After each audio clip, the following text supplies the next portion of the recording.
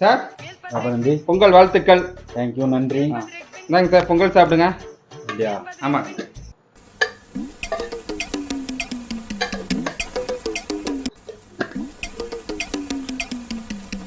Sir. Pongal சாப்பிட்டீங்களா?